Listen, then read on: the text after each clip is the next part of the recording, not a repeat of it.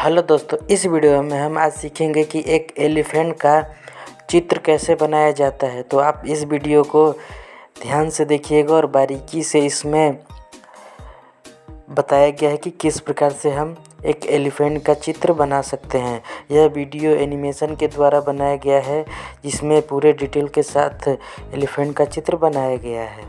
दोस्तों, वीडियो पसंद आए तो लाइक शेयर सब्सक्राइब जरूर करिएगा।